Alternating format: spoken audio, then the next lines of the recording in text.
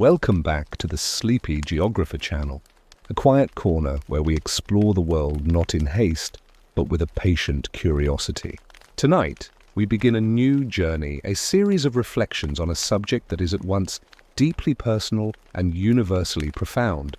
We are going to trace the outlines of a map, not one drawn in ink, but one etched into the human spirit and written upon the land itself. This is the geography of religion. It is a story of how faith, in all its forms, is not merely a matter of belief, but also, inextricably, a matter of place. We often think of religion as a set of ideas, of doctrines and moral codes that live in our minds and hearts, and that is true. But if you listen closely to the stories, the prayers, the pilgrimages of the world's great traditions, you will hear another quieter theme. A rustling of leaves, the flow of water, the silence of stone. You will find that the divine is not only sought in the abstract heavens, but is very often discovered rooted in the soil, rising with the mountains, and flowing with the rivers. Before there were temples, before there were mosques or churches or synagogues, there was the world itself. The first humans, looking out upon a vast and powerful planet, saw spirit in the elements that shaped their lives. They felt a sacred presence in the grove of ancient trees that offered shelter and mystery. They heard a voice in the thunder that echoed off canyon walls. They looked up at a mountain, its peak lost in the clouds, and sensed it was a meeting point, a ladder between the earth and the sky. This was the original sacred geography, a landscape alive with meaning where every spring, every stone, every creature held a whisper of the divine.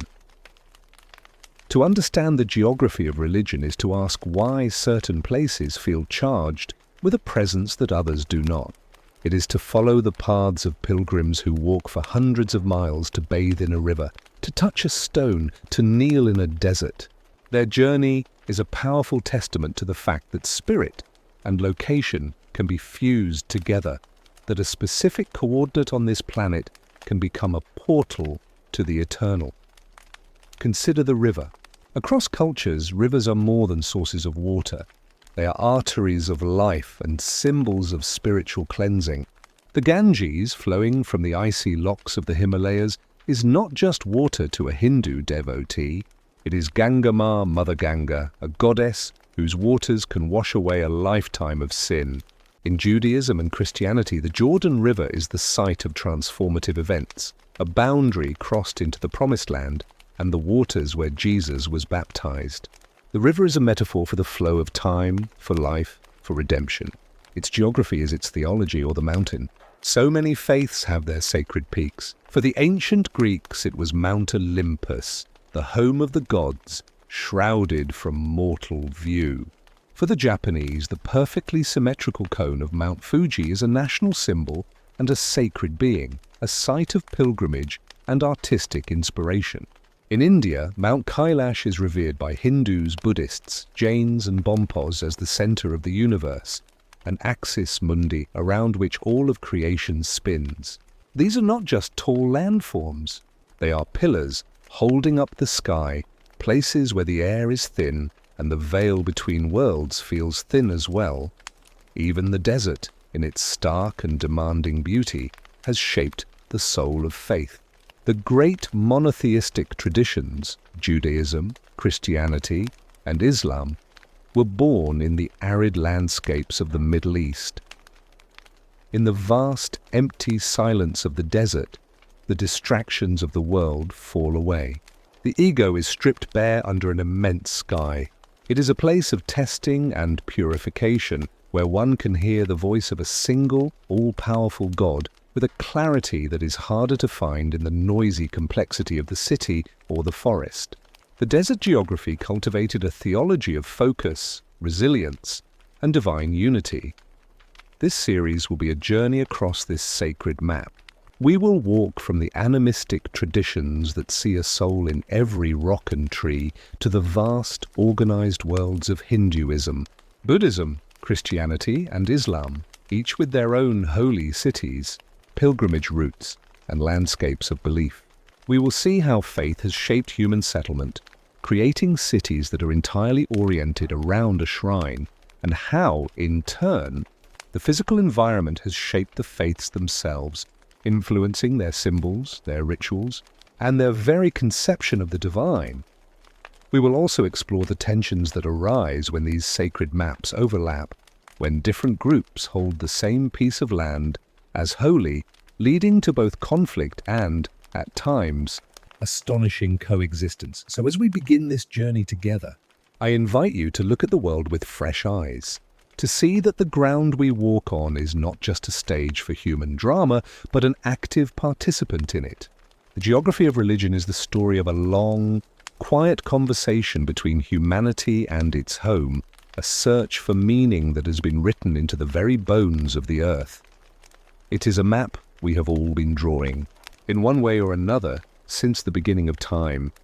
Before the first stone was laid upon a stone, before the first spire reached for the heavens, humanity worshipped in a cathedral without walls.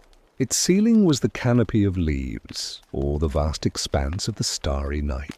Its pillars were the ancient trees and the towering cliffs. Its hymns were the wind and the water. This was the original sanctuary, the world itself, alive and breathing with spirit. In our last chapter, we spoke of the sacred map. Now let us step back, far back, to a time when that map was not yet inscribed with the names of gods or the plans of temples, but was drawn with the intuitive, felt connection between people and the land they inhabited. This is the world of animism, the belief that spirit, or consciousness, resides not only in humans, but in all things, in the animals, the plants, the rocks, and the rivers themselves. To our earliest ancestors, the world was not a collection of resources to be used. It was a community of beings to be respected. A mountain was not just a geological formation. It was a great slumbering guardian. A forest was not merely a source of wood and game. It was a mysterious, verdant kingdom full of unseen presences. A spring did not just provide water. It was a gift from the earth, a sacred well of life and perhaps healing. This worldview created a geography of profound intimacy. There was no separation between the spiritual and the physical realms. They were one and the same. To live was to be in constant, respectful dialogue with the world. One of the most universal expressions of this is the sacred grove. Across continents, from the druidic traditions of ancient Europe to the practices of indigenous West Africa and India, certain patches of forest were set apart. These were not places for logging or clearing. They were sanctuaries, often untouched by the axe, where the oldest trees stood as silent priests.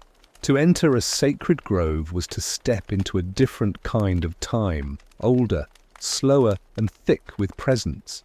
It was a place for ritual, for seeking vision, or simply for listening to the wisdom of the woods. The rustle of leaves was a language, the pattern of light on the forest floor, a scripture. And then there are the holy mountains. We touched on them before, but in the animistic world their role is even more foundational. A mountain is the most prominent feature of any landscape. It catches the first and last light. It creates weather, gathering clouds around its summit. It is stable, enduring, seemingly eternal. It is little wonder that cultures worldwide saw mountains as the axis of the world, the central pillar connecting the underworld, the earth, and the sky. To the Navajo people, for example, the four sacred mountains mark the boundaries of their homeland, Dineta. Each mountain is a living being, a spiritual protector that defines their world and their identity. But the animistic sense of the sacred did not only reside in the grand and the majestic, it was also found in the small and the specific. A peculiarly shaped stone, worn smooth by a river, might be seen as a conduit of power. A solitary tree on a vast plain, offering the only shade for miles, might be recognized as a kind of elder. In Shinto, the indigenous spirituality of Japan, this concept is known as kami. Kami are not distant, omnipotent gods, but sacred spirits that can manifest in natural phenomena, a waterfall, a distinctive rock, a particularly ancient tree, often marked by a sacred rope called a shimenawa. The entire landscape can be, and is, peppered with these small, localized points of reverence. This worldview fostered a deep ecology of respect. If a river is your ancestor, you do not poison it. If a forest is a living temple, you do not desecrate it. The relationship was one of reciprocity. Offerings were made, a handful of herbs, a sprinkle of water, a prayer of thanks to maintain balance and harmony. The hunt was preceded by rituals asking permission from the spirit of the animal. The harvest was met with gratitude towards the spirit of the grain. This is not a primitive superstition, but a sophisticated understanding of humanity's place within a web of life. It is a recognition that we are not overlords of nature, but participants in it. The well-being of the human community was seen as directly tied to the well-being of the natural community. In our modern world, where we are so often separated from the raw elements of nature, it can be difficult to feel this connection. We live in climate-controlled rooms, our water comes from taps, our food from supermarkets. The world has, for many, become a backdrop, a resource, a destination for occasional recreation. But the echoes of that first temple still remain. We feel it in the hushed awe of walking through an old-growth forest where the sunlight falls in cathedral shaft. We feel it standing on a cliff edge, looking out at an endless ocean, a sense of smallness and wonder washing over us. We feel it in the simple, profound peace of sitting by a quiet lake at dusk. That feeling is a memory, a deep-seated recognition of the sacred geography that our ancestors knew intimately. It is the whisper of the first temple, reminding us that the divine was never meant to be confined to a building, but was always here, in the living, breathing world around us. The grove, the mountain, the river, they were not just symbols of the sacred, they were the sacred itself. If the mountain is the altar of the world, then the river is its prayer, a continuous flowing utterance that carves its way through stone and soil, giving life to everything it touches. In the geography of faith, few features are as universally sacred as the river. They are not merely bodies of water. They are the lifeblood of civilizations, the architects of valleys, and in their relentless flow, many cultures have seen the very pulse of the divine. To understand the spiritual power of a river, one must first understand its physical necessity. The great cradles of human civilization were not born on random plains, but in the fertile basins of mighty rivers. The Tigris and Euphrates nourished Mesopotamia. The Indus Valley flourished along its namesake river. The Yellow River gave rise to Chinese civilization, and the Nile, with its predictable, life-giving floods, allowed the Kingdom of Egypt to rise from the desert. But these rivers did more than just provide water and silt for crops. They shaped the cosmology, the rituals, and the very soul of the peoples who lived on their banks. They became characters in their myths, gods in their pantheons, and pathways to the afterlife. Let us begin with the Nile. To the ancient Egyptians, the Nile was everything. It was the source of all life, a ribbon of green and blue cutting through the barren red of the desert. This stark contrast between the fertile, black land of the river and the deadly red land of the desert was the central fact of their existence. Unsurprisingly, the Nile was deified as the god Hapi, the bringer of fertility. But the river's flow also mirrored their belief in the cycle of death and rebirth. The sun god Ra was believed to travel through the underworld each night on a celestial boat, emerging reborn at dawn. The Nile, flowing predictably from the south to the north, and the annual flood that died and was reborn each year, was this same cycle written upon the land. The river was not just a symbol of eternity, it was eternity itself, flowing past the pyramids and temples that lined its banks. Traveling east, we come to the Ganges. In Hinduism, the Ganga is more than a river. She is a goddess, Gangama, who descended from heaven to earth. Her waters are considered Amrita, the nectar of immortality, capable of washing away the sins of a lifetime. To bathe in the Ganges, especially at sacred cities like Varanasi, is to be purified, to have one's karmic burdens lifted.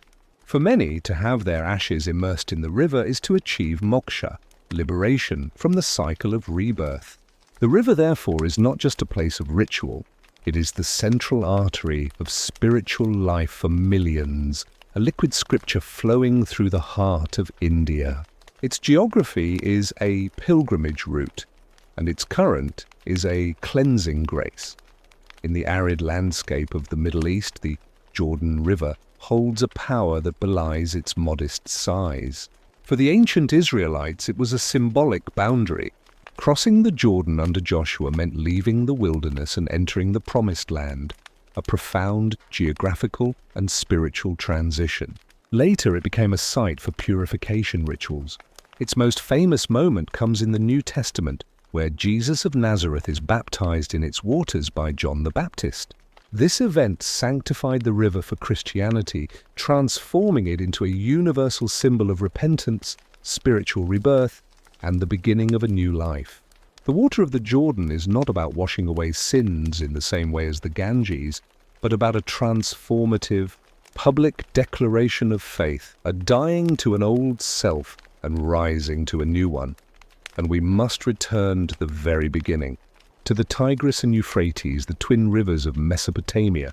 In the world's oldest epic, the story of Gilgamesh, the hero crosses the waters of death to find the secret of immortality. These rivers were the source of life for the Sumerians, Akkadians, and Babylonians. But they were also unpredictable and often destructive, reflected in their pantheon of powerful, capricious gods like Enlil and Enki. The rivers were both creators and potential destroyers, a duality that shaped a worldview where humanity was in a constant, fragile negotiation with divine forces. What is it about a river that so captures the religious imagination? Perhaps it is its dual nature. A river is constant yet ever-changing. You can never step into the same river twice, as the philosopher said. It is a perfect metaphor for time, for the flow of life, and for the spiritual journey, always moving, always progressing towards a greater ocean. It is both a boundary and a connector. It separates lands, but also provides a route for trade, ideas, and pilgrimage. It gives life, but can also take it away in a flood. In the quiet, persistent flow of a river, our ancestors saw the rhythm of the cosmos. They saw a power that was both intimate and immense, one that could quench their thirst and carry their prayers to the sea. To build a civilization was to align with a river. To build a faith was to honor it. The river, in its endless journey, taught them about cycles, about purpose, and about a grace that flows endlessly from a hidden source. There is a silence that lives high up in the mountains, a silence that feels different from any other. It is not an absence of sound, but a presence, a thin, clear stillness where the air itself seems to hum with an ancient frequency. For as long as humans have gazed upon the horizon, the highest peaks have called to us, not as challenges to be conquered, but as thresholds to be approached. They are the ultimate meeting points, the sacred geography where the solid earth decides to reach for the intangible sky. In the imagination of faith, the mountain is more than a mass of rock and ice. It is an axis, a pillar that holds up the dome of heaven. It is a natural altar, lifting the devotee closer to the divine. And in its formidable, inaccessible summit, it becomes the perfect abode for gods who demand both awe and distance. Consider the peaks of ancient Greece. Mount Olympus was not merely a picturesque backdrop. It was a fortress in the clouds, the palace of the gods. Its summit, perpetually shrouded from human view, was a realm of perfect eternal beings who watched the mortal drama unfold below. To climb it was an act of hubris, a trespass on divine territory. The mountain was a boundary, a literal and spiritual line between the human and the immortal. Its geography enforced a cosmic order. A similar theme echoes from the deserts of the Sinai Peninsula. Here, Mount Sinai is not the home of a pantheon, but the meeting place with a single, almighty God. For Moses, the climb was not a trespass, but an invitation, a terrifying, profound ascent into the presence of Yahweh. The mountain trembled with smoke and fire. It became a place of revelation where the law was given and a covenant was forged between God and a people. The summit was a point of contact where the divine will was etched into stone tablets and into human history. The mountain was a conduit for truth.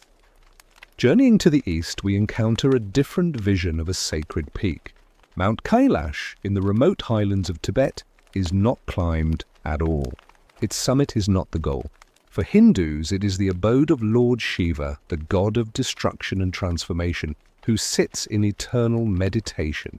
For Buddhists, it is the home of the Buddha Demchok, a symbol of supreme bliss. For Jains and followers of the ancient Bon religion, it holds equally profound significance. The sanctity of Kailash is so immense that to set foot on its slopes is considered a sacrilege. Instead, pilgrims perform the parikrama, a ritual circumambulation, walking a 32-mile path around its base. Here, the mountain is not a ladder to be scaled, but a mandala to be contemplated, a perfect symmetrical form that represents the entire universe. The journey is not upward, but inward. In Japan, the relationship with the sacred mountain is one of elegant reverence. Mount Fuji, with its near-perfect conical shape, is a national symbol and a living kami, a sacred spirit. It has inspired poets and artists for centuries, but it is also an active volcano, a reminder of the creative and destructive power of the earth. Pilgrims have climbed its slopes for generations, not to conquer it, but to participate in a ritual of purification and rebirth. The ascent is a physical and spiritual ordeal, and reaching the crater at dawn to watch the sunrise, Goraiko, is a moment of transcendent beauty, a union with the divine source of life. Fuji is both a beautiful object and a demanding subject, a teacher of discipline and awe. What is the common thread that ties these peaks together from Olympus to Fuji? It is the concept of spiritual ascent. The physical act of climbing, of leaving the familiar world of the valley below, mirrors the inner journey of the soul. With every step, the air thins, the world grows quiet, and the distractions of ordinary life fall away. The climb is a stripping away, a preparation for an encounter with something greater than oneself. The mountain also represents permanence. While civilizations rise and fall in the valleys below, the mountain stands silent and unchanging. It becomes a symbol of eternity, of the enduring nature of the divine, of truths that are not subject to the fashions of human thought. It is an anchor in a flowing world. To stand in the presence of a great mountain is to feel a humbling duality. We are made aware of our own smallness, our fragility in the face of such ancient, monumental power. And yet, we are also filled with a longing to ascend, to reach for that silence, to touch the sky. The mountain does not promise comfort. It promises transformation. It offers the clarity that comes from cold, thin air, and the perspective that can only be gained by looking down upon the world from a sacred height. In the end, these high places are not escapes from the world, but portals to a deeper understanding of it. They remind us that the divine has often been found not in the comfortable and the accessible, but in the formidable and the exalted. The mountain, in its silent, steadfast grandeur, will always be a testament to the human spirit's yearning to rise above the ordinary, to seek revelation in the thin air, where the earth finally meets the sky. If the forest is a temple of complexity and the mountain a ladder to the heavens, then the desert is a sanctuary of subtraction. It is a landscape where everything non-essential has been burned away by the sun, scoured by the wind, and buried by the sand. In its stark, demanding beauty, the desert does not offer the easy solace of a flowing river or the protective embrace of a grove. Instead, it offers something else, a profound, often terrifying clarity. And it is in this crucible of rock and sky that some of the world's most influential and enduring visions of the divine were forged. The great monotheistic traditions, Judaism, Christianity, and Islam, were all born in the arid heart of the Middle East. This is not a coincidence of history, but a consequence of geography. The desert environment directly shaped the spiritual imagination, cultivating a theology of focus, resilience, and uncompromising unity. Imagine the experience of being in the desert. The horizon is immense, unbroken by trees or hills. The sky is a vast, empty dome by day, and a breathtaking tapestry of stars by night. In such a place, the individual is stripped to their essence. There are no distractions, no crowds, no noise beyond the wind. The ego, with all its petty concerns and social masks, has nowhere to hide. It is in this enforced solitude that the inner voice, what some would call the voice of God, can be heard with startling clarity. The desert is the great quietener, and in that quiet, revelation becomes possible. We see this in the foundational story of Judaism. The Israelites' 40 years of wandering in the wilderness was not merely a period of travel, it was a transformative ordeal. The desert was a place of testing, where a disparate group of tribes was forged into a unified people under a single covenant with Yahweh. The barren landscape, devoid of other sources of sustenance, forced a total dependence on divine providence, the manna from heaven, the water from the rock. The desert, in its harshness, taught them that their survival was not their own achievement, but a gift from a singular, all-powerful God. It was a geography that demanded faith. This theme of testing and purification continues in the Christian narrative. Before Jesus began his ministry, he was driven by the Spirit into the desert. For 40 days and nights he fasted and was tempted. The desert, in this story, is the battleground for the soul, a place where fundamental choices are made away from the eyes of the world. The temptations to turn stone to bread, to gain worldly power, to test God's protection, were all shortcuts, ways to avoid the difficult path of sacrifice. By resisting them in the solitude of the wilderness, Jesus affirmed a faith rooted not in material power, but in spiritual obedience. The desert was his crucible. In Islam, the desert is not just a backdrop for revelation, it is the very texture of it. The Prophet Muhammad received his first revelations while meditating in the caves of the arid mountains outside Mecca. The message that came to him in that stark setting was one of absolute monotheism, the surrender to one God, Allah, in a world full of idols. The desert, with its unadorned, monolithic landscape, is a natural metaphor for this uncompromising unity, or tawhid. There are no competing forces of nature, no intermediaries, only the one vast reality of God, as immense and all-encompassing as the desert sky. The 5 daily prayers in Islam, which orient the faithful toward Mecca from every corner of the globe, create a spiritual unity that mirrors the physical unity of the desert horizon. The desert also fosters a specific set of spiritual values. In a land where water is life, purity becomes a central metaphor. Ritual washing before prayer is a practical and symbolic act of cleansing in a dusty world. The value of hospitality is a matter of survival. To refuse a stranger water and shelter in the desert is a mortal sin. The focus on simplicity and the rejection of materialism are natural responses to an environment that offers no luxury and punishes excess. There is a reason the mystic and the hermit across traditions are drawn to the desert. It is the ultimate place of detachment.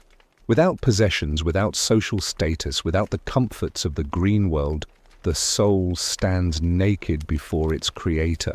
The desert does not answer questions with complexity.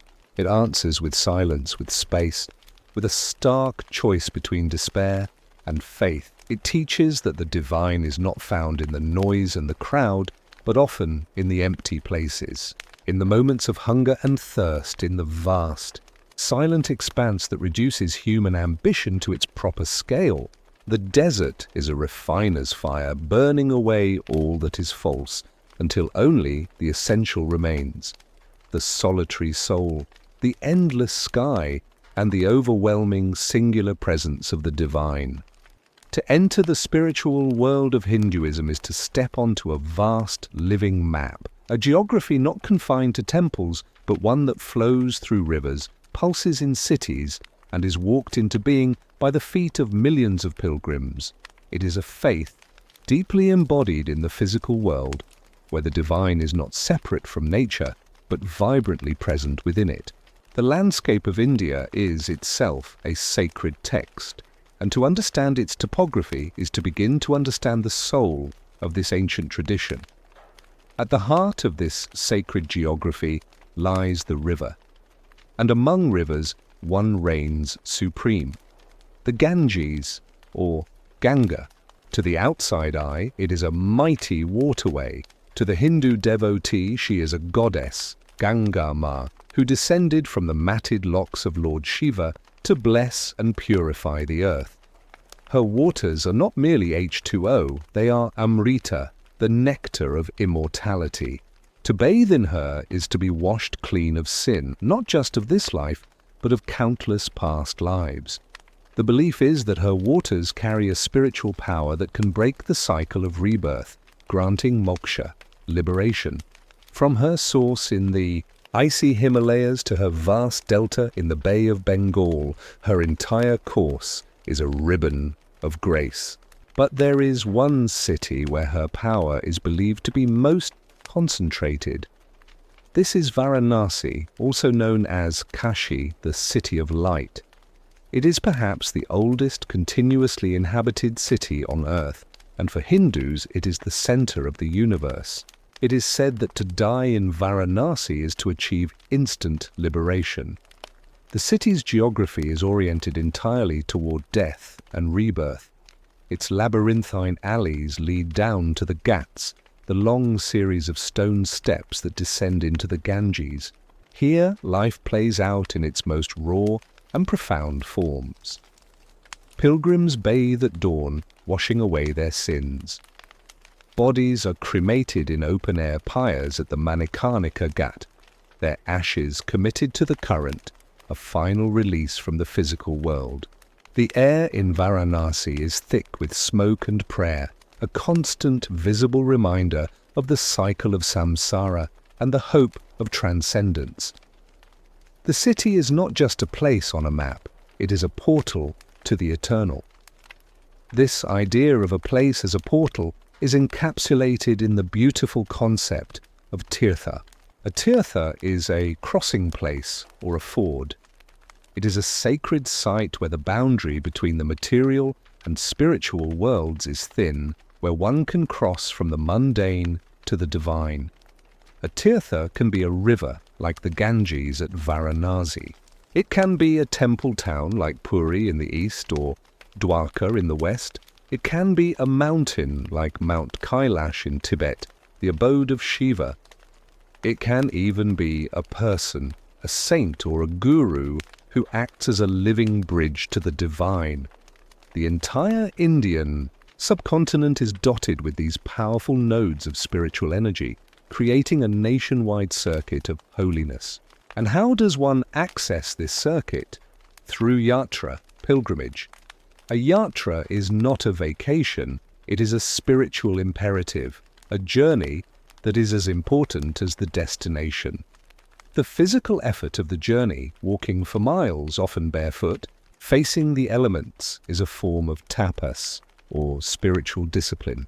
It is a way of purifying the body and focusing the mind, stripping away the ego through sheer exertion.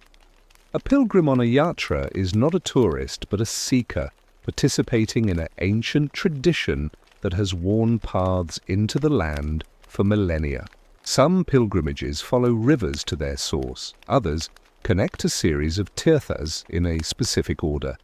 The most famous of these is the Char Dham, or the Four Abodes, which takes pilgrims to the four cardinal points of India: Badrinath in the Himalayas, Puri on the east coast, Dwarka on the west coast, and Rameswaram in the south.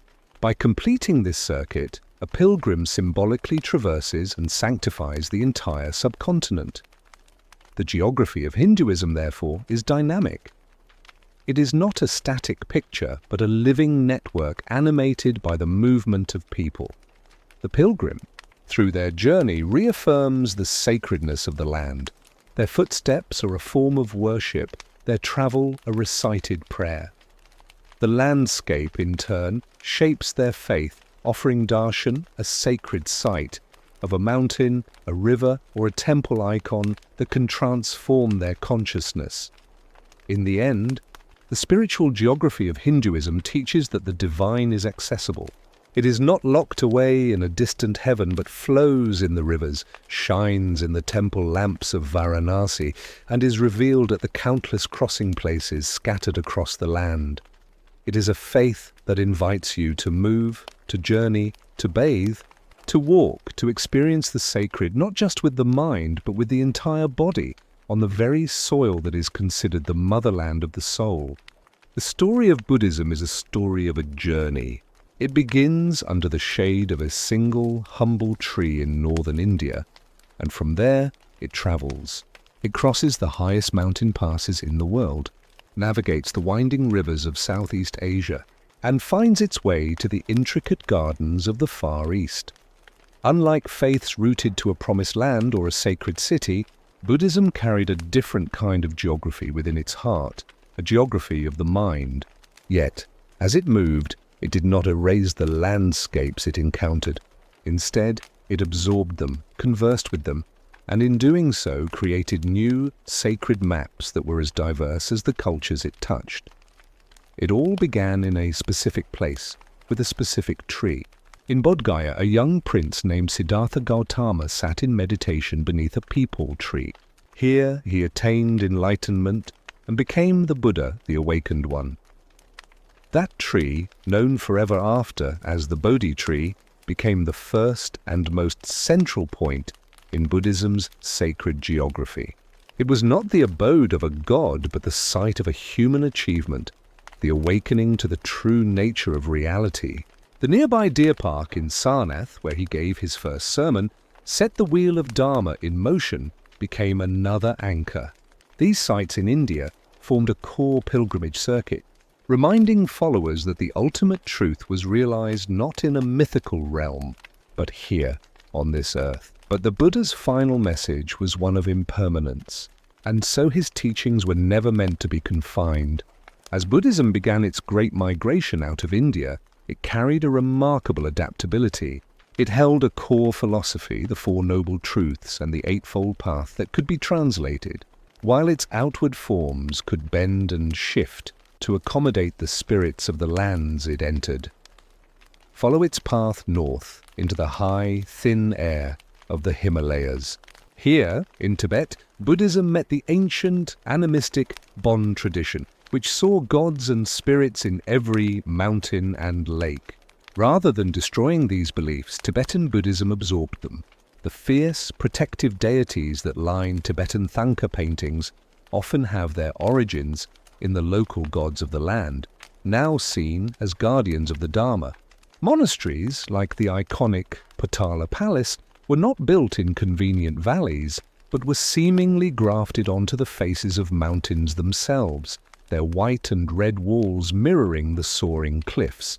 In this harsh, majestic landscape, Buddhism became a practice that sought to tame the inner wilderness of the mind with the same fearlessness required to survive the outer wilderness of the world. Meanwhile, a different journey was unfolding to the south and east. As Theravada Buddhism floated down the rivers and across the seas to Sri Lanka, Burma, Thailand, and Cambodia, it encountered lush, tropical kingdoms. Here, the geography of Buddhism took the form of the majestic stupa or pagoda. These structures are profound architectural metaphors. Their solid, hemispherical base represents the earthly world. Their soaring spire symbolizes the ascent to enlightenment, a ladder from the mundane to the nirvanic. Often they were built to enshrine relics of the Buddha himself, making the entire structure a cosmic diagram and a reliquary.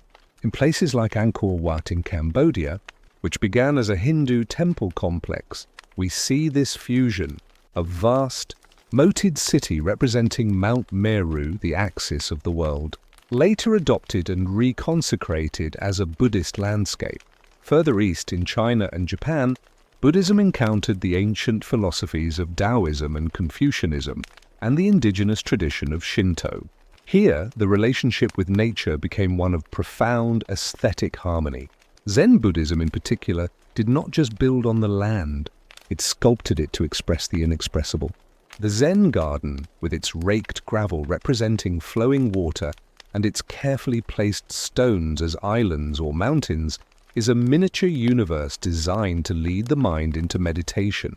It is a geography of profound stillness, where the natural world is not a force to be subdued or a deity to be appeased, but a mirror for the enlightened mind.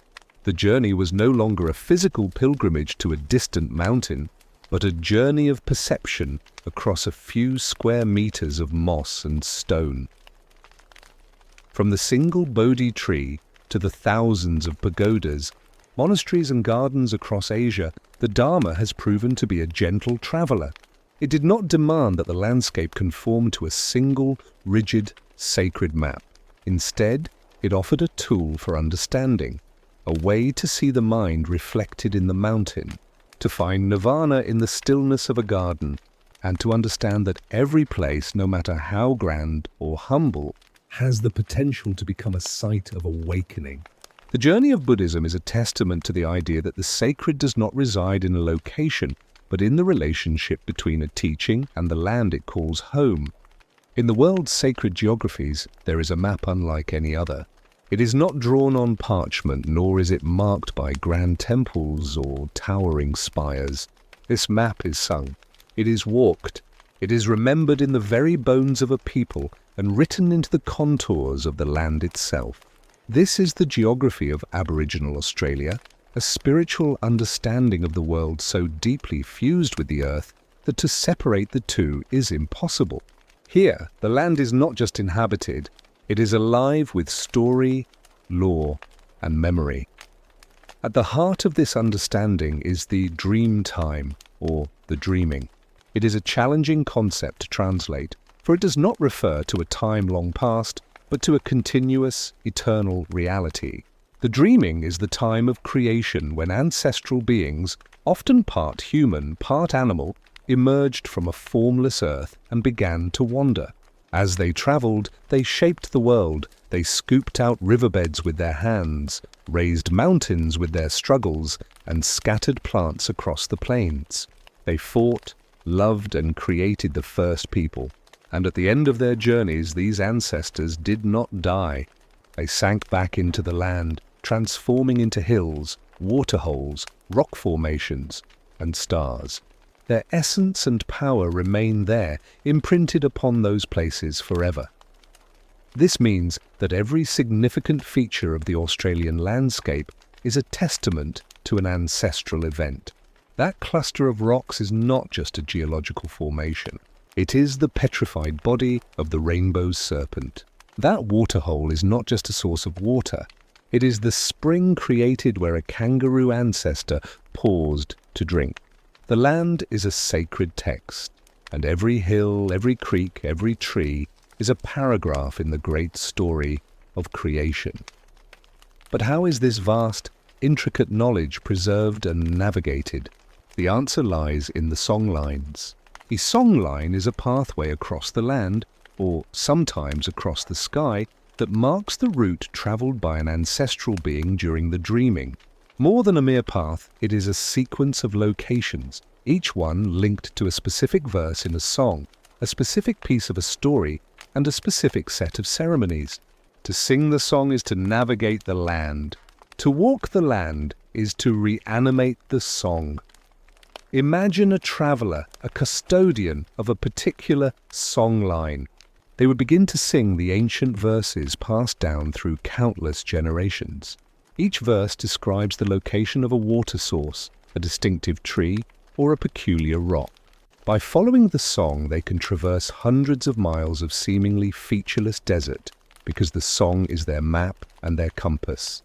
The song does not just describe the landscape, it is the landscape rendered in melody and rhythm. Different Aboriginal groups speaking different languages might hold segments of a continent-spanning songline. When they met, they could recognize their connection by the shared, though differently worded, story of the land. This creates a geography of profound responsibility. One does not own the land in the Western sense. One is custodian of it. A person belongs to a particular tract of land, connected to the ancestors who formed it. Their sacred duty is to care for that country, to perform the ceremonies, to sing the songs, to keep the country alive. By ritually reenacting the deeds of the ancestors at the specific sites where they occurred, the people release the creative energy or jang stored there. This ensures the continued fertility of plants and animals and the maintenance of the natural order. If the songs are not sung, if the ceremonies are not performed, the land itself can become sick and fall into disorder. This worldview represents the ultimate integration of the spiritual and the physical. There is no distinction between the natural and the supernatural. The law, the land, and the people are one interdependent whole. The landscape is a living memory, a constant reminder of the laws of behavior set down by the ancestors. To harm a sacred site is not merely an act of vandalism, it is a spiritual wound, a tearing of the fabric of reality, and a profound violation of ancestral law. In the quiet, ancient heart of Australia, the very dust seems to whisper these stories. To stand in that landscape with an understanding of the dreaming is to see it transformed. It is no longer a wilderness to be conquered, but a library of wisdom, a network of song, and a living, breathing chronicle of creation. It teaches us that a place is not just a location, but a story waiting to be remembered, a song waiting to be sung, and a law waiting to be honored. It is the most profound reminder that we do not live upon the land. We are part of it, and it is part of us. In the sacred geography of the world, few relationships between a people and a place are as foundational, as fraught, and as enduring as that between the Jewish people and the land of Israel. It is not merely a story of a homeland, but a story of a covenant, a divine promise etched not only in Scripture, but into the very soil, stones, and hills of a specific territory. This is a geography shaped as much by presence as by absence, a map drawn by memory and a yearning that spanned 2,000 years. The story begins with a journey and a promise. To the patriarch Abraham, God speaks words that would forever define a people's destiny. Go forth from your land to the land that I will show you. This land, Canaan, was not chosen by Abraham, but for him. It was a gift, a divine grant, conditional upon faith and covenant. For his descendants, this promise was reaffirmed through Isaac and Jacob, binding their identity to this particular strip of land between the Jordan River and the Mediterranean Sea. It was, from its inception, a promised land, its sacredness derived from a spiritual contract, making geography and theology inseparable. This connection was forged in the crucible of exile. The descent into Egypt and subsequent slavery could have severed this nascent bond. Instead, it intensified it. In the foreign land of Egypt, the promise of Canaan became a beacon of hope. The story of the Exodus is not merely an escape from bondage, it is a return, a journey back. Moses leads the Israelites not to an undiscovered country, but to the land of their ancestors, the land pledged to them by God. The 40 years of wandering in the wilderness were a purification, a preparation to enter into this sacred relationship with the land, a relationship that demanded moral and ritual law.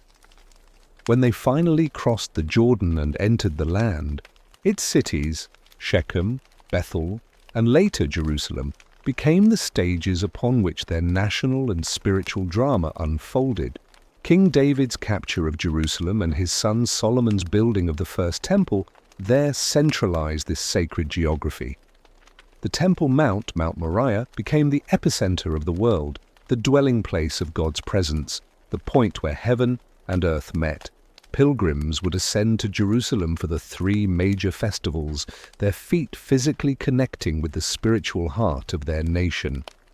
But this tangible connection would be brutally tested. The destruction of the first temple by the Babylonians. In 586 BC began the Jewish diaspora, the scattering of the people. For the first time, a majority of Jews were forced to live outside the land of the promise.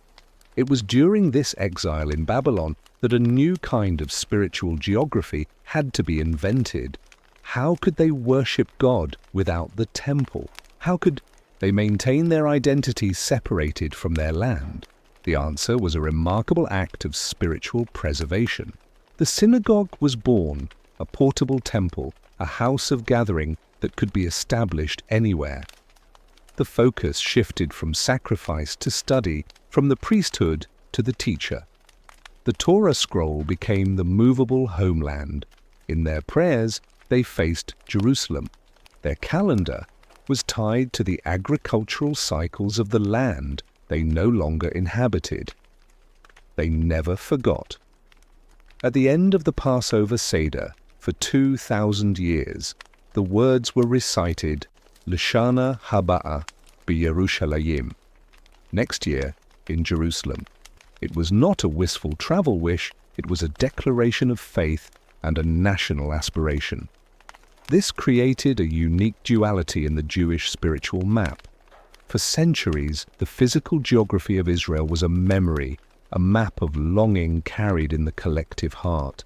Yet, it remained a living, practical part of daily ritual and identity.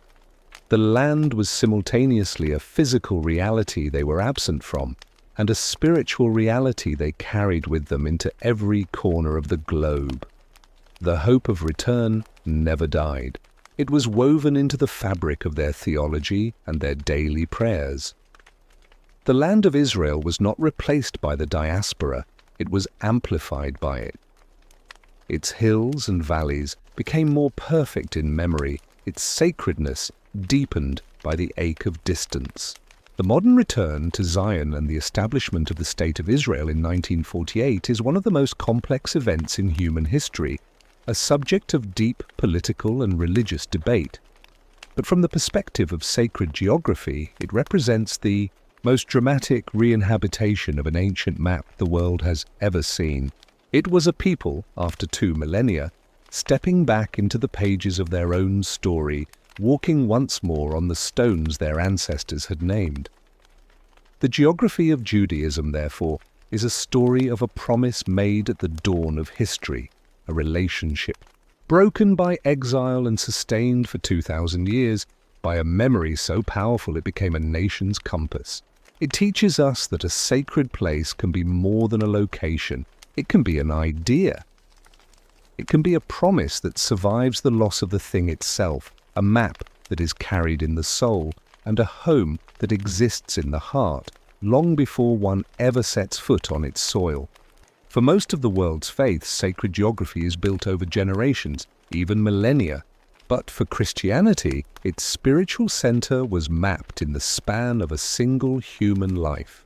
The Holy Land is not primarily the abode of gods or the site of ancient revelations. It is the stage for the story of Jesus of Nazareth. To walk this land is to tread a path measured in footsteps from a humble village to a world-altering execution and, for believers, to an empty tomb. It is a geography made holy by incarnation, the belief that God walked here. Our pilgrimage begins not in a palace or a temple, but in the quiet, overlooked hills of Galilee. Here lies the town of Nazareth. For centuries, it was a place of no consequence, a fact captured in the biblical phrase, "Can anything good come from Nazareth?" Yet this unassuming town became the home of the Holy Family, the place where Jesus grew from a child into a man. The landscape of Galilee, its rolling hills, its fishing villages along the Sea of Galilee, its fields of wheat and barley, formed the backdrop for the majority of his life and ministry. This is the geography of the everyday, sanctified. The parables he told were filled with the imagery of this place, the sower scattering seed on Galilean soil, the mustard tree growing by the lake, the fishermen casting and mending their nets. From this northern home, his journey turned decisively south, following the Jordan River. At a site traditionally known as Bethany beyond the Jordan, he was baptized by his cousin, John. This event in the muddy waters of a modest river did not just mark the beginning of his public ministry, it transformed the river itself. For Christians, the Jordan became a universal symbol of repentance and new life, a spiritual threshold. The act of baptism, practiced in rivers and fonts worldwide, forever carries the geographical memory of this specific, flowing water. His ministry was one of movement, connecting the villages and synagogues of Galilee. The Sea of Galilee itself became a central character. It was on its shores that he called his first disciples. Fishermen like Peter and Andrew with the simple, profound invitation, "Follow me." It was on its stormy waters that he was said to have walked, calming the wind and waves. The geography here is one of intimate encounters and displays of power set against the familiar, working world of boats and nets. But the narrative arc of the Gospels points unerringly toward one destination, Jerusalem. The final week of his life, known as Holy Week, etches a precise and heartbreaking map onto the ancient city. Every stone in Jerusalem seems to whisper a part of this story. He entered from the Mount of Olives, riding a donkey in a symbolic act of peace, to the cheers of the crowd. He taught in the temple courts, challenging the religious authorities. In an upper room, somewhere in the city's stone houses, he shared a final meal with his disciples, instituting the ritual of communion. Later that night, he crossed the Kidron Valley to the Garden of Gethsemane at the foot of the Mount of Olives. Here, among ancient olive trees, he prayed in anguish, the weight of his impending fate pressing down. The garden is a geography of profound human struggle and surrender. From there, he was arrested, tried, and condemned. The path he was forced to walk, carrying his cross to the place of execution, is venerated as the Via Dolorosa, the way of suffering. This route through the narrow, crowded streets of Jerusalem is not just a historical memory. For pilgrims, it is a physical and spiritual participation in his passion.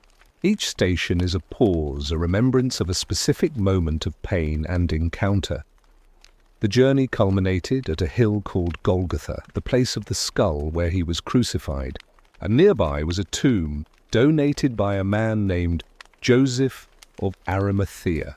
For Christians, these two adjacent sites represent the paradoxical heart of their faith, the place of utter defeat and the place of glorious victory. The story does not end with the tomb.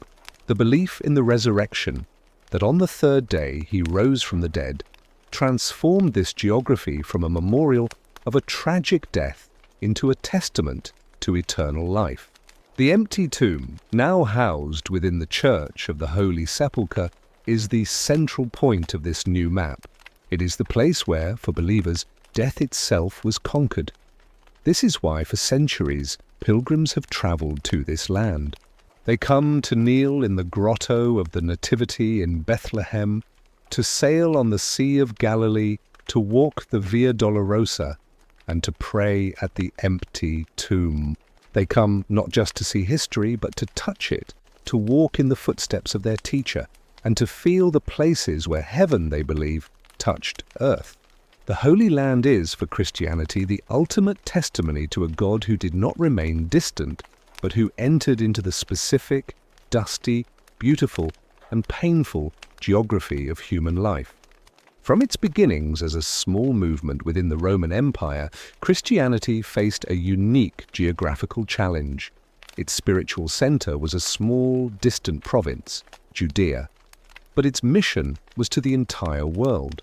How could a faith rooted in the specific soil of the Holy Land plant itself in the foreign lands of Europe, Africa, and Asia?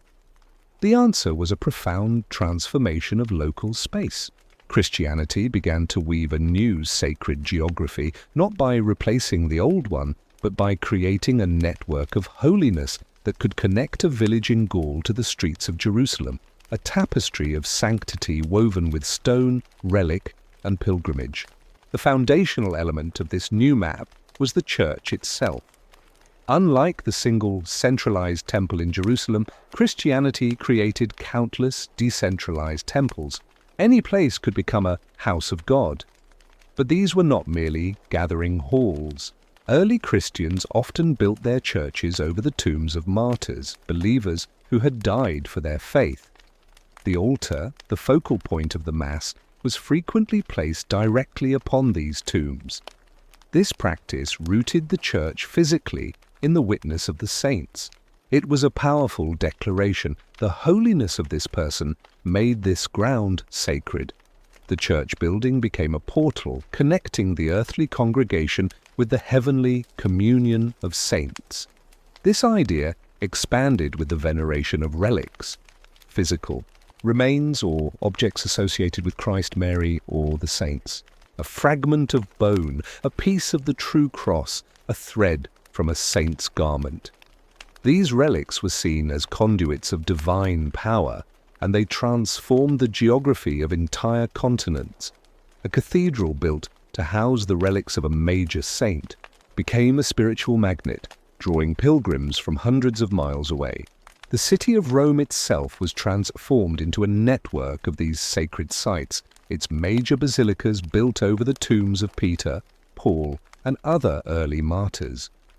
The city was no longer just the capital of an empire, it was the eternal city, the threshold of the apostles. As the faith grew more established, the simple church evolved into the cathedral. These were not just larger churches, they were cosmic statements in stone and glass. The Gothic cathedral, in particular, was designed as a microcosm of the universe. Its floor plan, in the shape of a cross, centered the world on the sacrifice of Christ. Its soaring vaults and spires reached for heaven, while its stained glass windows, glowing like divine jewels, told the stories of Scripture to a largely illiterate populace. To step inside Chartres or Notre Dame was to step into a perfected, ordered world, a foretaste of the heavenly Jerusalem. The cathedral was the heart of a city, both spiritually and physically, its bells marking the hours of prayer, and its spire, dominating the skyline, a constant reminder of a celestial hierarchy. But this network of fixed holy sites was animated by movement, the pilgrimage. If the church was a node of holiness, the pilgrim path was the connecting thread. Pilgrimage was a physical expression of the Christian life, a journey away from home, a penitential struggle, and a hoped-for transformation at a sacred destination. Two pilgrimage routes came to define medieval Christendom. The first was the journey to Rome, the city of the apostles, where one could walk in the footsteps of Peter and Paul. The second, and in many ways the most legendary, was the Camino de Santiago, the Way of Saint James, leading to the Cathedral of Santiago de Compostela in northwestern Spain. The discovery of the purported relics of the Apostle James there created a spiritual vortex that drew millions. The path itself, stretching across France and Spain, became a linear, sacred space. Pilgrims from every corner of Europe would converge, sharing stories, hardships, and faith. The very act of walking step by step was a form of prayer. The scallop shell, the symbol of St. James, became a universal badge, marking the traveller as part of a vast, mobile community seeking grace. Through these three elements, the localized church, the monumental cathedral, and the connective pilgrimage, Christianity successfully created a layered and resilient sacred geography. A peasant who could never hope to see Jerusalem could still touch a relic of the true cross in their local cathedral. A pilgrim on the road to Compostela was part of a stream of humanity that connected them to the universal church. This geography taught that the divine was not confined to one corner of the map. It was present in the bread and wine of the Eucharist, in a village chapel, in the silent grandeur of a cathedral's nave, and in the weary, hopeful footsteps of a pilgrim on a dusty road in Spain. The communion of saints was not just a spiritual idea, it was a spatial reality. It was a network of holy places that covered continents, binding the earthly and the heavenly into one interconnected landscape of faith, a world where any path, with the right intention, could become a road to Jerusalem. In the vast and silent desert of the Arabian Peninsula, a spiritual revolution was born that would forever redraw the map of human faith. Unlike the faiths that came before it, which often spread slowly, adapting to new landscapes, Islam emerged, with a powerful, clear geographical imperative from its very first moments. Its story begins in two cities, its prayers are oriented toward a single point, and its ultimate ritual draws millions to a sacred center, creating the most unified sacred geography in the world. Our story starts in Mecca, a bustling trading city in the region of Hejaz. Nestled in a barren valley, Mecca was already a significant site, home to the Kaaba, a cube-shaped structure believed by local tribes to have been built by the prophet Abraham and his son Ishmael. It housed hundreds of idols, a pantheon for the polytheistic Arabs. But in the year 610, in a cave on the slopes of Mount Hira, just outside the city, a 40-year-old merchant named Muhammad received a revelation that would shatter that world. The angel Gabriel commanded him, "Recite." The message was one of absolute, uncompromising monotheism, surrender to the one God, Allah. For years, Muhammad preached this message in Mecca, facing rejection and persecution from the city's powerful leaders. The geography of his mission was, at first, intensely local and fiercely opposed. The desert, which had once fostered the monotheism of Judaism and Christianity, was now doing so again in its own heartland. This tension culminated in the Hijra, the migration. In 692 CE, Muhammad and his small band of followers were invited to the city of Yathrib, some 200 miles to the north. This journey marks the beginning of the Islamic calendar. Yathrib would become known as Medina, the city of the Prophet. The Hijra was not just an escape, it was the moment Islam became a political and social community, an ummah. In Medina, the first mosque was built, and the direction of prayer, the Qibla, was initially toward Jerusalem, linking the new faith to the Abrahamic tradition. But soon a new revelation changed the spiritual orientation of the entire world for Muslims. The Qibla was commanded to be turned away from Jerusalem and toward the Kaaba in Mecca. This was a momentous shift. It reclaimed the Kaaba for the monotheism of Abraham and established Mecca as the spiritual axis of the Islamic world. 5 times a day, from Indonesia to Morocco, from the shores of the Atlantic to the steppes of Central Asia, over 1 billion people now turn their faces in unison toward this ancient sanctuary in the Arabian desert. It is a daily, global choreography of faith that constantly reinforces a single central point on the map. This orientation finds its ultimate expression in the Hajj, the annual pilgrimage to Mecca. It is the 5th pillar of Islam, a mandatory duty for every Muslim who is physically and financially able, at least once in their lifetime. The Hajj is the literal enactment of Islam's sacred geography. For a few days each year, the entire global Ummah converges on one spot. The rituals of the Hajj are a profound reenactment of faith and submission. Pilgrims don simple white garments, stripping away all markers of status, wealth, and nationality, standing equal before God. They circumambulate the Kaaba, a swirling galaxy of humanity orbiting a silent, black-clad center.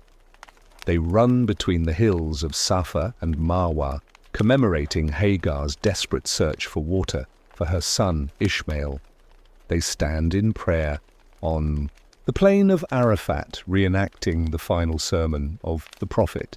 They symbolically stone pillars representing the devil, reaffirming their rejection of temptation. The experience is overwhelming, physically demanding, and for many, transformative. But its geographical significance is unparalleled. The Hajj takes the abstract concept of the global Muslim community and makes it a tangible physical reality. A farmer from Malaysia prays shoulder to shoulder with a doctor from Nigeria and a shopkeeper from Bosnia. They speak different languages, wear different clothes at home, but here they are one. The Hajj collapses the entire world into a single sacred precinct. In this way, Islam created a unique model of sacred space. It is not a faith tied to a vast, varied landscape like Hinduism, nor one whose center is a memory of a lost homeland like Judaism. Its center is a living, pulsating reality.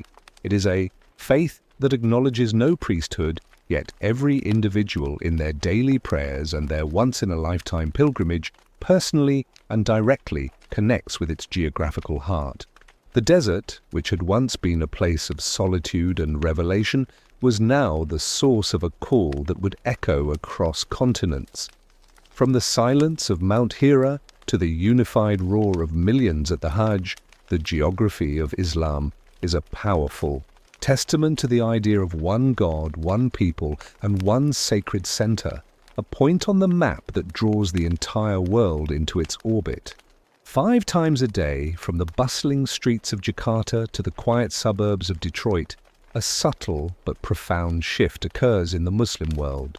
It is a reorientation not just of the body but of the heart and mind. In apartments, in markets, in fields and in dedicated houses of worship, over 1 billion people turn away from the distractions of their immediate surroundings and face a single, shared point on the globe, the Kaaba in Mecca. This act, this alignment toward the Qibla, is the quiet heartbeat of Islam's sacred geography, a daily ritual that weaves the entire Muslim community, the Ummah, into a unified spiritual fabric. The Qibla is more than a direction. It is a theological and geographical anchor. In the early days of Islam, while the Prophet Muhammad and his followers were in Medina, the Qibla was toward Jerusalem, acknowledging the shared lineage of the Abrahamic faiths. But after a divine revelation, it was shifted to the Kaaba in Mecca. This was a monumental declaration. It reclaimed the Kaaba, built by Abraham and Ishmael, for pure monotheism and established Mecca as the spiritual nucleus of the Islamic world. This shift transformed the Kaaba from a local Arabian shrine into the center of a global religion. This singular orientation finds its architectural expression in the mosque, or masjid, which literally means a place of prostration. Unlike the longitudinal plan of a Christian church, which draws the eye toward an altar, or the complex layouts of Hindu temples, the mosque is fundamentally organized around the Qibla. Its entire design is a physical manifestation of this directional devotion. The most critical feature of any mosque is the mihrab. It is a niche, often beautifully decorated with intricate tilework and calligraphy set into the Qibla wall. The mihrab is not an altar. It is an empty space, symbolizing the presence of God and acting as a symbolic doorway toward Mecca. It focuses the congregation, marking the direction for prayer and providing a visual and spiritual focal point for the imam who leads the worship. In every mosque worldwide, from the grandest cathedral mosque to the humblest community prayer room, the mihrab creates a tangible connection to the distant sanctuary. To the right of the mihrab, one usually finds the minbar, a pulpit with steps from which the imam delivers the sermon during the Friday congregational prayer. While the mihrab points the way, the minbar is the place from which the community is taught and guided, linking correct action to correct orientation. Another defining feature, though not universal, is the minaret. This tall, slender tower originated as a practical solution, a high place from which the call to prayer, the adhan, could be projected over a city. But its significance is deeply symbolic. The minaret is a finger pointing toward heaven, a vertical counterpoint to the horizontal pull of the qibla. It stands as a permanent landmark on the skyline, a daily reminder of the 5 prayers that structure time itself, and a beacon announcing the presence of the Muslim community. Before entering the prayer hall, Muslims perform wudu, a ritual ablution. This washing of the hands, mouth, nose, face, arms and feet is a physical and spiritual preparation. It signifies leaving the dirt of the outside world behind and approaching prayer in a state of purity. The mosque's courtyard or ablution area, with its flowing water, is thus the threshold between the profane and the sacred, the individual and the congregation. Inside, the prayer hall is typically an open, flexible space, often with carpets marked in straight lines. These lines are not merely decorative.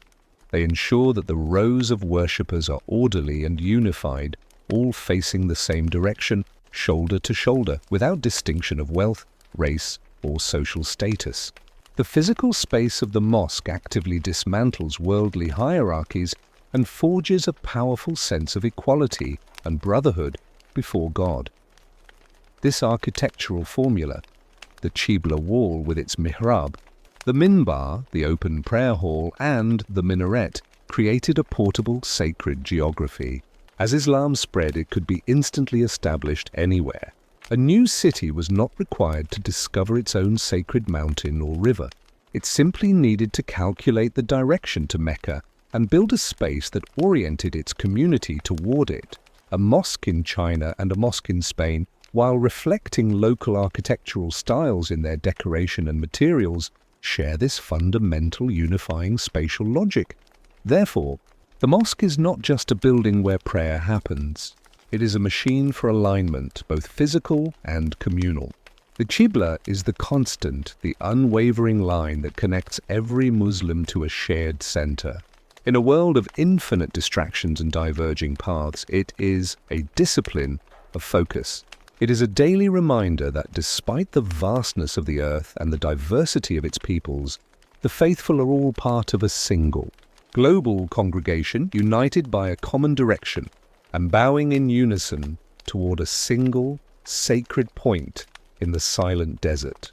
Long before continents were renamed and borders were drawn, the Americas were already mapped, not with lines of longitude and latitude, but with stories. These were maps of memory, of kinship, and of sacred responsibility, etched into the land by the countless indigenous nations who called it home.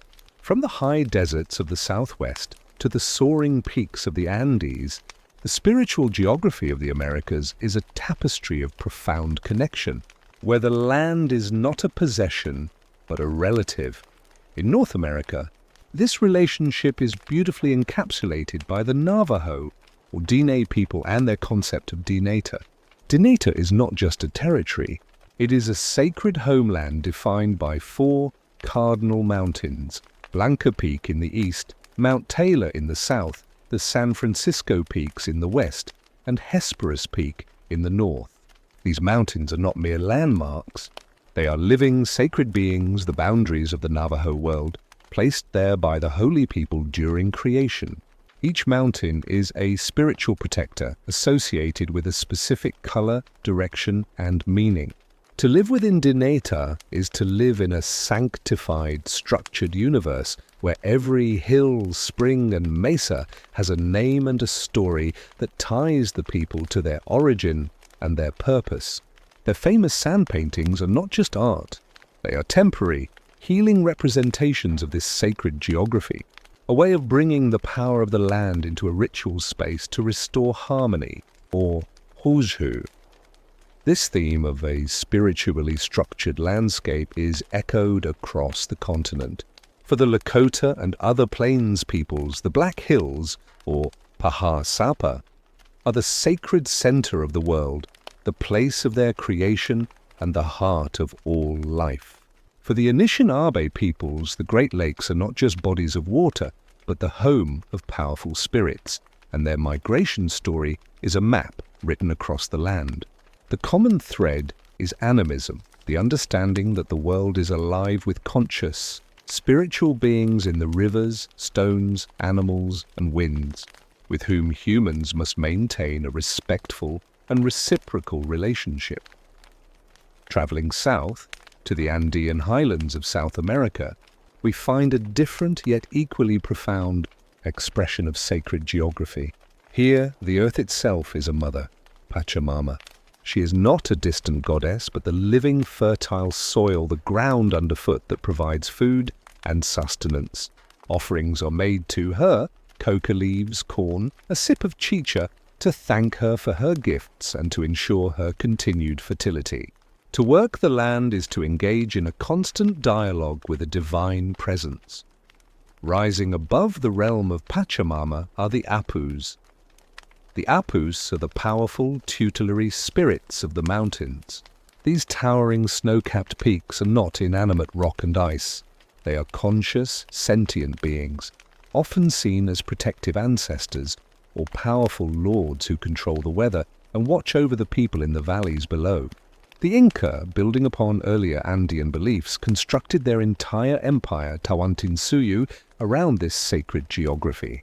Their capital, Cusco, was designed as a reflection of the cosmos. Lines called seques radiated out from the Temple of the Sun, the Coricancha, connecting hundreds of sacred spots, or huacas, springs, stones, mountain passes, throughout the empire. This was a spiritual network, a web of power and reverence that bound the land and the people together through ritual and pilgrimage. The most iconic testament to this mountain worship is Machu Picchu. This citadel was not a random fortress, but a carefully chosen sanctuary.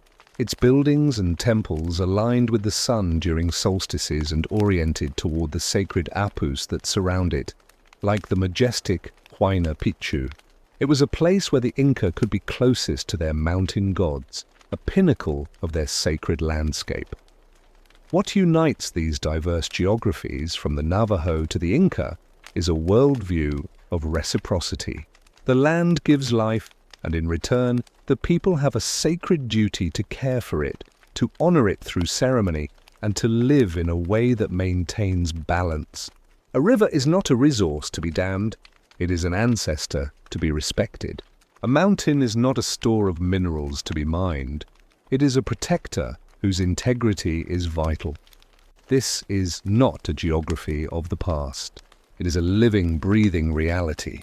The defense of sacred sites like the Black Hills from mining, or the protection of rivers in the Amazon, is a modern-day continuation of this ancient relationship. It is a fight for the survival of a worldview that sees the land as a sacred relative, a map of meaning that reminds us that we belong to the earth, not the other way around. For centuries, the Silk Road was the nervous system of the ancient world, a vast, sprawling network of routes connecting the glittering courts of China to the bustling markets of the Mediterranean. We remember it for the flow of goods, silk, spices, glass, and gold. But caravans carried more than material wealth. In the saddlebags of merchants and in the hearts of monks, missionaries, and pilgrims traveled something far more enduring: ideas about God, the soul, and the meaning of life. The Silk Road was not just a conduit for commerce. It was the world's first great superhighway of faith. Imagine a traveler on this road. They are not just moving through a physical landscape of deserts and mountain passes. They are traversing a spiritual one.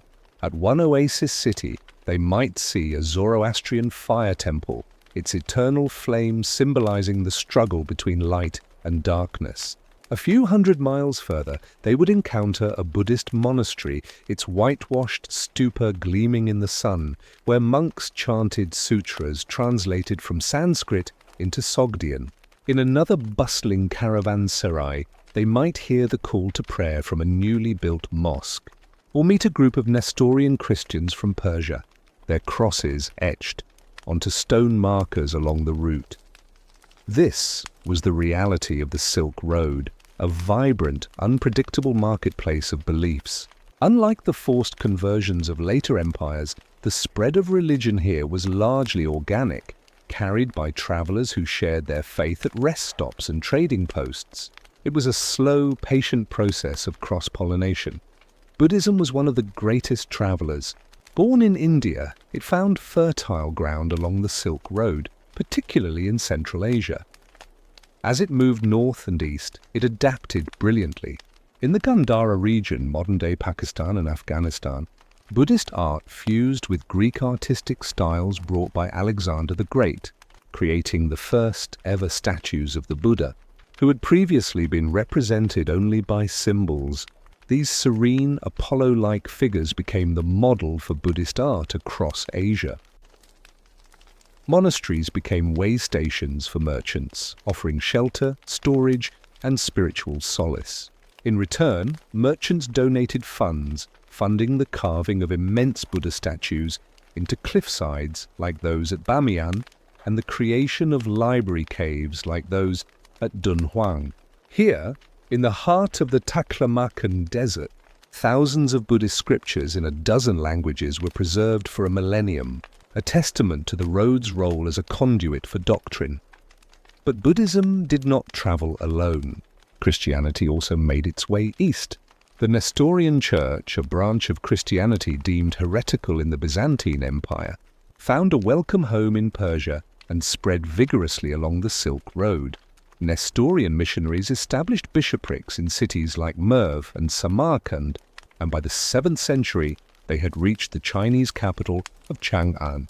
The Nestorian stele, erected in 781, tells the story of their faith in Chinese characters, a stunning example of cultural and religious translation. For a time, it seemed possible that Christianity might take root as a major faith in the heart of Asia. And then there was Islam. As the caliphates expanded, the western stretches of the Silk Road fell under Muslim influence. Traders were often the first ambassadors of Islam, their reputation for honesty and their extensive networks making the faith attractive to local rulers. Unlike earlier faiths, Islam often arrived with political power, but its spread along the trade routes was still largely peaceful and pragmatic. Cities like Bukhara and Samarkand transformed into dazzling centers of Islamic learning, their turquoise-tiled madrasas and mosques becoming new landmarks on the ancient road.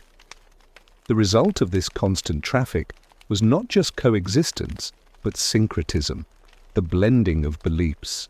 In the caves of Dunhuang, Buddhist bodhisattvas were sometimes painted with features that resembled Persian angels.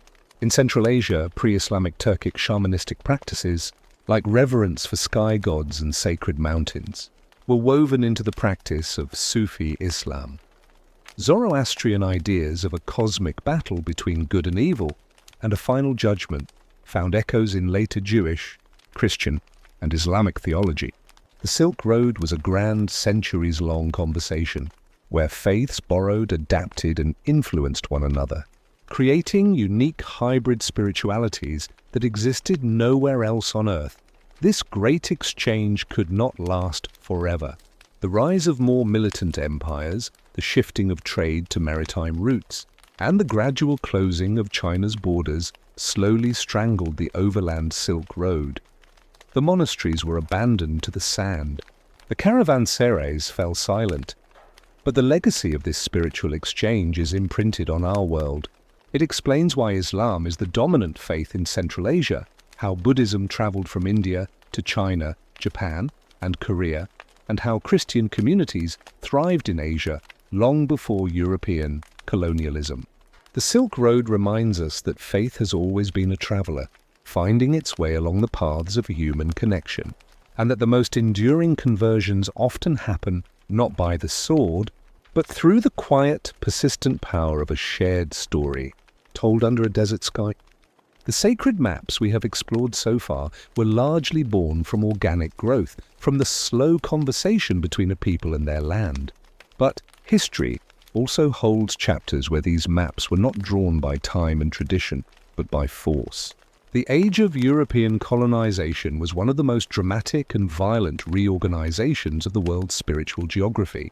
It was an era where sacred landscapes were not just shared or adapted, but systematically dismantled and overwritten as the cross followed the sword, the flag, and the ledger.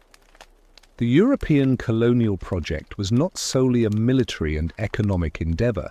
It was, in the minds of its perpetrators, a spiritual crusade.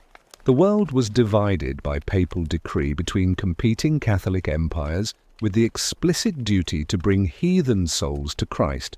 This mindset saw the sacred geographies of the Americas, Africa, and Asia not as different, but as wrong, empty, demonic, or simply invalid. The land itself needed to be purified, reclaimed for the one true God. Nowhere was this process more immediate and catastrophic than in the Americas. Conquistadors and colonists arrived with a divine mandate. They saw the magnificent temples of the Aztecs and Incas not as wonders of a different faith, but as altars to Satan that had to be physically destroyed. In a potent and deliberate act of spiritual conquest, they tore down the Templo Mayor in Tenochtitlan and used its stones to build the Cathedral of Mexico City. They erected churches on top of the Incan Coricancha in Cusco. This was more than just recycling building materials.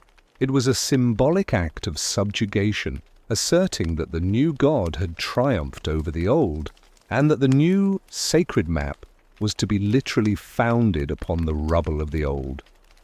This physical replacement was accompanied by a relentless campaign of conversion. Catholic missionaries, particularly Franciscans and Jesuits, were at the forefront of this effort. Their methods varied. Sometimes it was forced baptism.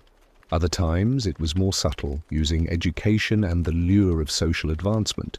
They established missions, or reducciones, from California to Paraguay, which were designed to gather indigenous peoples into controlled settlements, separating them from their ancestral lands and the sacred geographies that defined their identity.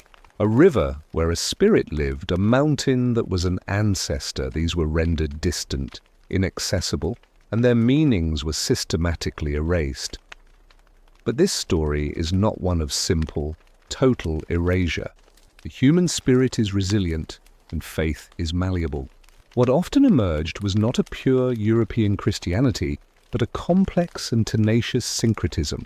Indigenous peoples, forced to adopt the forms of the new religion, found ways to preserve the essence of the old. In the Andes, the Virgin Mary was often identified with Pachamama, the Earth Mother.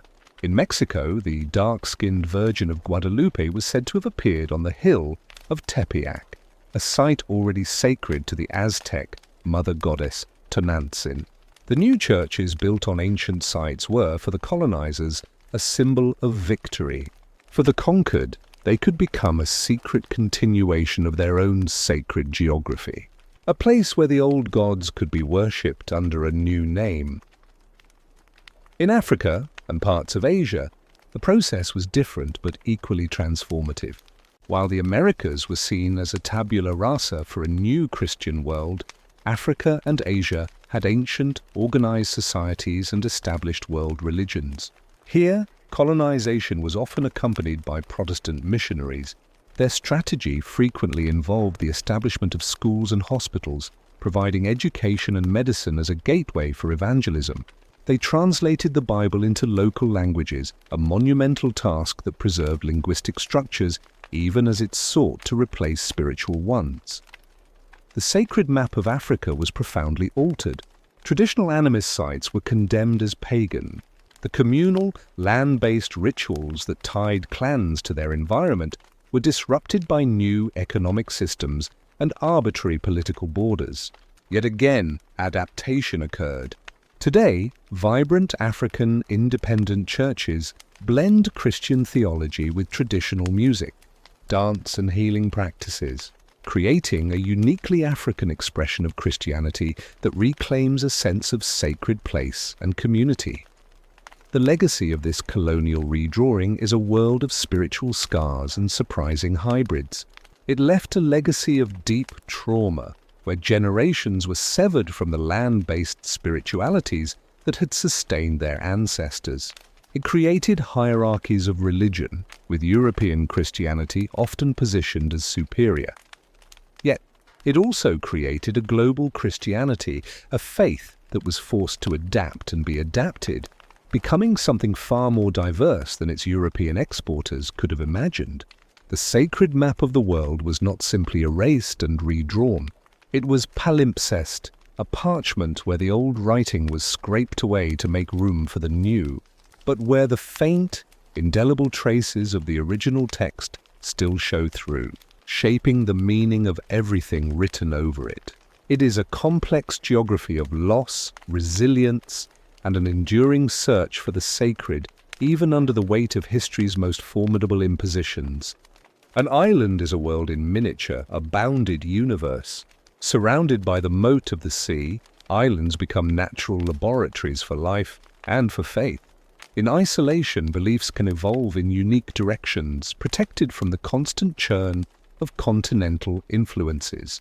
They can become repositories of ancient traditions, long vanished from the mainland, or they can give birth to spiritual understandings found nowhere else. Tonight we explore the sacred geography of islands, where the sea itself acts as both a barrier and a defining force. Let us journey first to the land of the rising sun. Japan is an archipelago, a string of islands off the coast of Asia, and its indigenous spirituality, Shinto, is a product of this geography. Shinto, the way of the kami, is fundamentally an animistic religion of place. The kami are the sacred spirits that inhabit the specific features of the Japanese landscape. They are in the ancient gnarled tree, in the waterfall that cascades down a forested cliff, in the strangely shaped rock on the seashore. Because Japan developed in relative isolation, Shinto was never systematically replaced or absorbed by a continental philosophy. Instead, it remained the foundational layer of the Japanese spiritual world, a deep, enduring reverence for the natural beauty and power of the islands themselves. This is a religion that could only have formed here, in intimate conversation with these specific mountains, like the perfect cone of Mount Fuji and these specific forests. The sacred geography of Shinto is not a map of pilgrimage to a single center, but a vast, decentralized network of thousands of shrines, each marking a local home of a kami. The isolation of the islands allowed this hyperlocal, nature-based spirituality to flourish and define a national character. Now, let us sail south to the teardrop-shaped island of Sri Lanka, hanging from the tip of India. Here, isolation played a different role, that of a preservative. In the 3rd century BCE, Theravada Buddhism was brought to Sri Lanka from India. While in its homeland, Buddhism would eventually decline, being reabsorbed by Hinduism or transformed into new schools. In Sri Lanka, it found a protected sanctuary. The island's physical separation from the Indian subcontinent allowed Theravada Buddhism to be meticulously conserved. Monastic lineages continued unbroken. The Pali Canon, the earliest recorded teachings of the Buddha, was written down on palm leaves here, saved from the fragility of oral tradition. The island itself became a sacred Buddhist landscape. The Temple of the Tooth in Kandy houses what is believed to be the Buddha's relic, making the city a spiritual capital. Ancient stupas like the great Ruwanweli Saya rise from the plains, their white domes acting as permanent reminders of the Dharma. Sri Lanka became a fortress of Theravada orthodoxy, its surrounding seas acting as a protective barrier that allowed an ancient form of Buddhism to survive and thrive for over 2 millennia, while the continent from which it came underwent profound religious upheaval. For a final, starkly different example, we travel to the cold volcanic shores of Iceland. This is an island born of fire and ice, settled relatively late in human history by Norse Vikings. The isolation here was not about preserving an ancient faith, but about forging a new society under extreme conditions. The Norse brought their gods, Odin, Thor, Freyr, with them, but the land itself demanded a different kind of relationship. When, by democratic decision at the Althing Parliament in the year 1000, Iceland converted to Christianity, it was a pragmatic choice to avoid civil war and better integrate with Europe. But the isolation shaped how this new faith took root. Without a nearby continental power to enforce orthodoxy, Icelandic Christianity developed its own distinctive character. The old Norse myths were not entirely erased. They were preserved in the Eddas and sagas, literary treasures that kept the pre-Christian worldview alive. The new churches were often simple, turf-roofed structures built with local materials blending into the raw landscape. The faith in Iceland became as resilient and practical as the people themselves, a testament to how isolation can lead to a unique and enduring synthesis, where the line between the old world and the new remains respectfully blurred. From these three islands, we see a pattern. Isolation can act as an incubator, allowing a deeply indigenous, nature-revering faith like Shinto to define a culture. It can act as a preservative, creating a sanctuary where an ancient tradition like Theravada Buddhism is protected from the tides of change. And it can act as a crucible, where a newly adopted faith like Christianity in Iceland is tempered by the landscape and practical need, emerging with a unique and resilient identity. The ocean that surrounds an island does more than just separate it. It creates a defined space for the spirit to grow in its own way. It reminds us that faith is not just a set of ideas, but a living thing shaped by the very ground and water that holds it. Most cities grow around a river, a harbour, or a crossroads. Their geography is dictated by trade, by strategy, by resources. But there is another kind of city, one whose foundation is not of this world. These are sacred cities, places where urban planning is an act of devotion, and the skyline is a prayer made visible. They are not merely cities with important religious sites, they are cities that exist for religion, their identity and layout shaped entirely by a sacred purpose. If there is one city that embodies the idea of layered, contested sanctity, it is Jerusalem. For three great faiths, it is the spiritual center of the world. For Jews, it is the site of the Temple Mount, the Western Wall, a remnant of their ancient temple, and the eternal capital of their faith. For Christians, it is the stage of the crucifixion and resurrection of Jesus, with the Church of the Holy Sepulchre marking the very spot.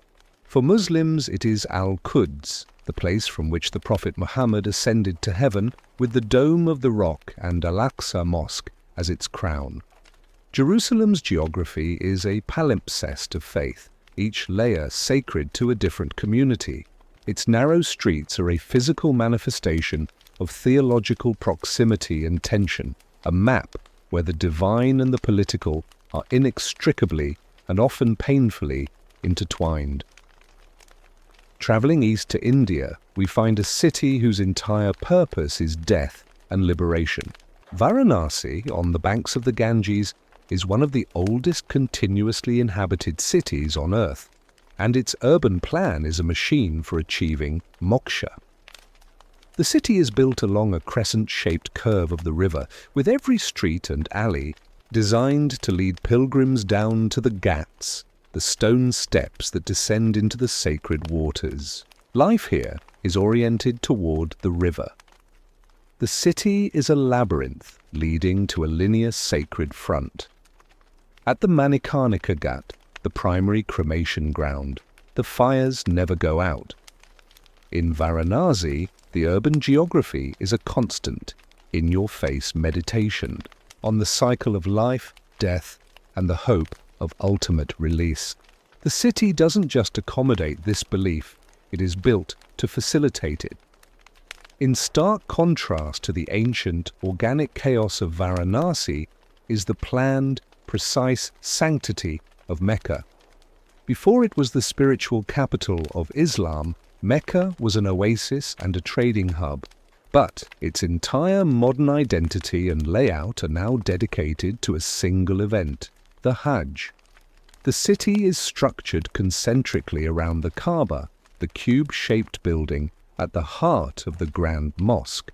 The city's architecture, its infrastructure of tunnels and walkways, its vast hotel complexes, all exist to manage the flow of millions of pilgrims during the pilgrimage. Non-Muslims are forbidden from entering, making it a uniquely pure sacred space, a city with a single purpose: to facilitate the unity and worship of the global Muslim community, the Ummah. Its geography is one of radical focus. A different model of a theocratic city-state is found in the heart of Rome, Vatican City. At just over 100 acres, it is the smallest independent state in the world, and its entire existence is to serve as the administrative and spiritual center of the Roman Catholic Church. Its geography is one of symbolic power. St. Peter's Square, with its embracing colonnades, is designed to welcome the faithful into the arms of the church. The dome of St. Peter's Basilica, designed by Michelangelo, dominates the skyline, a deliberate echo of the Roman Pantheon but dedicated to the Prince of the Apostles. The city's walls mark a clear boundary between the secular and the sacred, and its governance is entirely oriented around the papacy. It is a city that is, in essence, a headquarters for a global faith. Finally, we turn to a city born from a modern revelation, Salt Lake City, Utah. Founded in 1847 by Brigham Young and his Mormon pioneers, it is a testament to planned sacred geography. Young's famous declaration, "This is the right place," designated the arid valley as a new Zion. The city was laid out on a grid pattern with extraordinarily wide streets radiating from Temple Square. Each block was designed to be a self-sufficient community with large family plots for farming, reflecting the Latter-day Saint emphasis on self-reliance and community. The Salt Lake Temple itself, built over 40 years by the faithful, sits at the city's heart, not just as a place of worship, but as the literal center of their universe. Salt Lake City is a powerful example of how a sacred purpose can be imprinted onto a blank slate of land, creating an urban landscape that is both practical and profoundly symbolic. From the ancient layers of Jerusalem to the modern grid of Salt Lake City, these urban centers teach us a profound lesson. They show that a city can be more than a collection of people and buildings. It can be an idea made stone. Its streets can be rituals. Its center, a conduit to the divine. In these sacred cities, the map is not just a guide for the body, but a pathway for the soul. The maps we live by are often deceptively simple. Clean lines, different colors, the neat geometry of nation-states. But these lines, many drawn in distant colonial offices with a ruler and little regard for the human and spiritual terrain, have often sliced through the ancient, organic maps of faith. Where the straight, artificial border of the state meets the deep, winding river of religious identity, conflict often erupts. This is the story of how political boundaries became religious fault lines. Perhaps no place exemplifies this tragedy more than the region of Kashmir. Nestled in the Himalayas, it was once a proud, independent kingdom with a Muslim majority but a significant Hindu population and a unique Sufi-infused culture. When the British partitioned India in 1947, they created a new border based on a simple, brutal formula. Muslim-majority areas would become Pakistan, Hindu-majority areas would become India. But Kashmir was a problem. Its Hindu ruler chose to join India, despite its Muslim majority. The result was an immediate war and a line of control that divided the region in two. This arbitrary line cut through villages, separated families, and placed a land revered for its Sufi shrines and natural beauty into a perpetual state of militarized dispute. The political border did not resolve a religious difference. It created a festering wound out of a once fluid spiritual geography.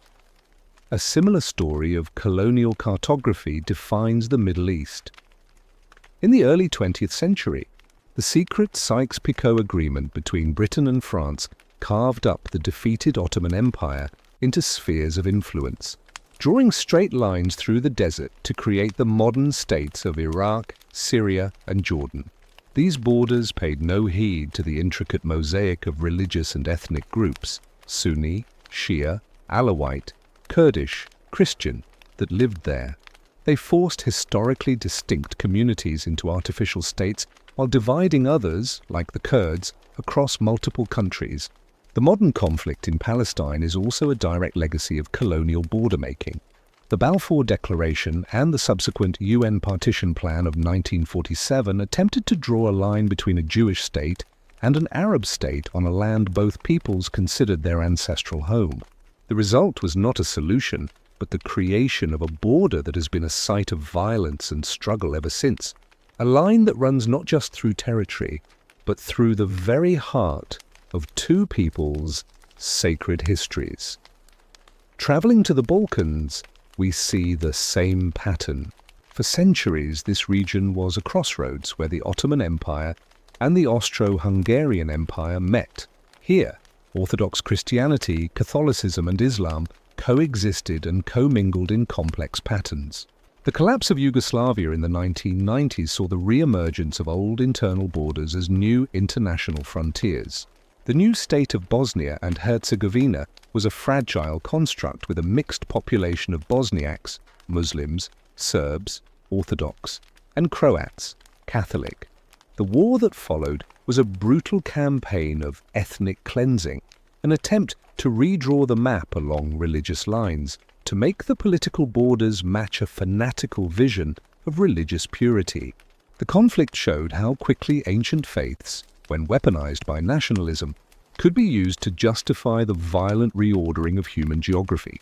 In Nigeria, the British colonial administration merged the predominantly Muslim north with the predominantly Christian south into a single, unwieldy colony. The north was governed indirectly through Islamic emirs, the south more directly. This created two distinct political and religious cultures within one state. When Nigeria gained independence, the north-south border became a national religious fault line.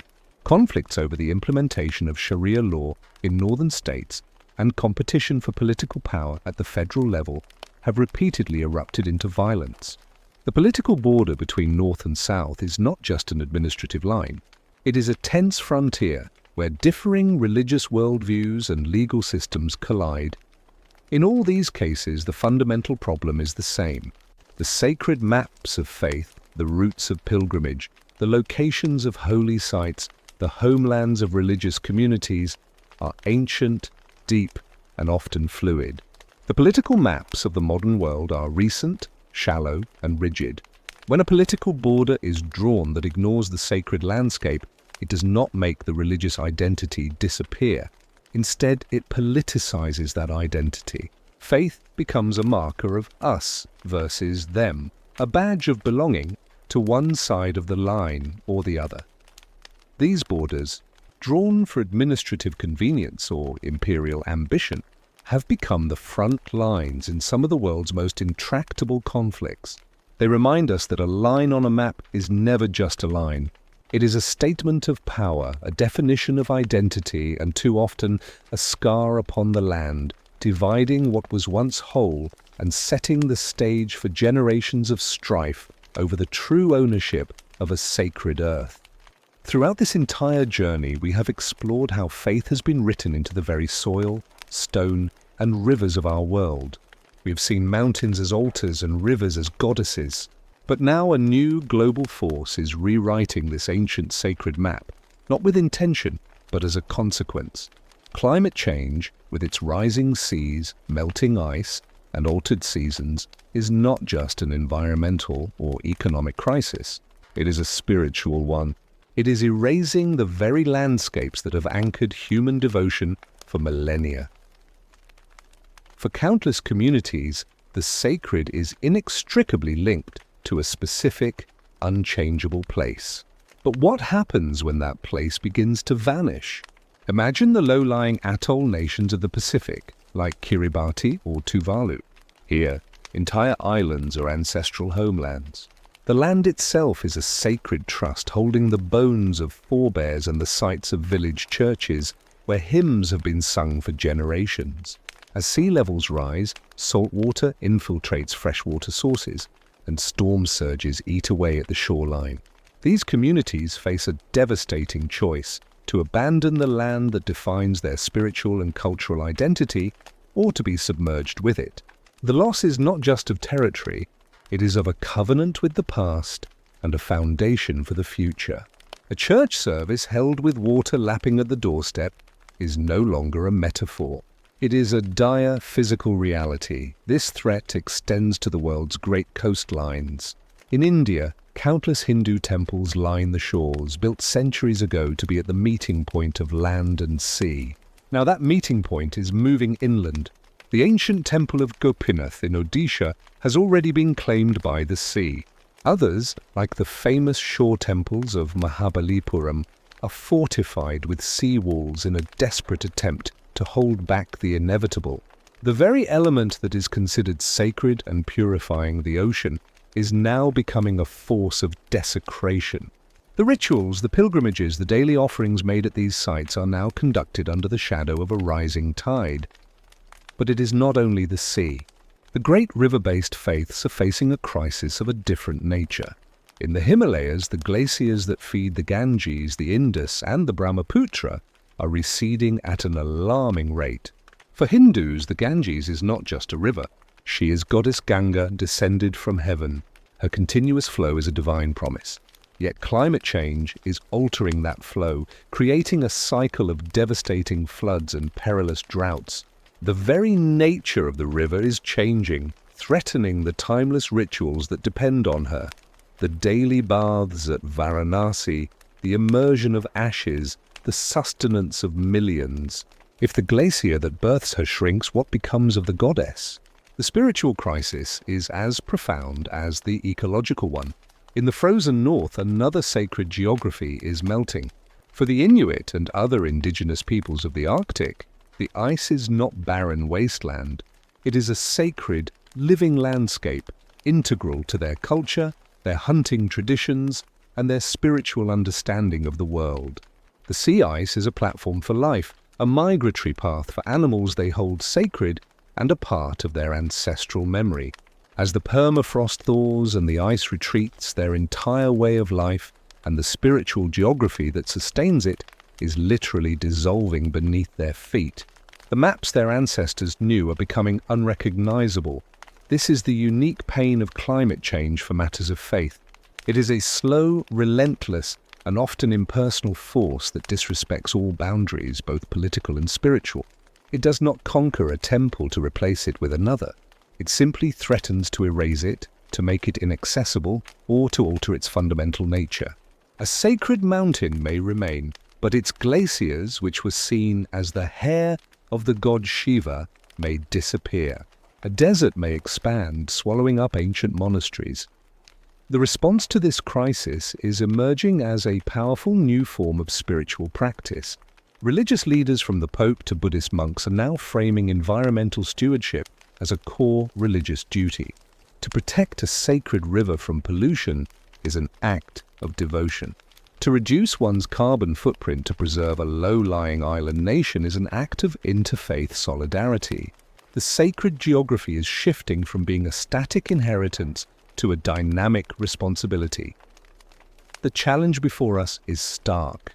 The very places where humanity has sought the divine for thousands of years are now asking for our protection. The silent, patient work of the earth that built these sacred landscapes over millions of years is now being undone in a geological instant by human hands.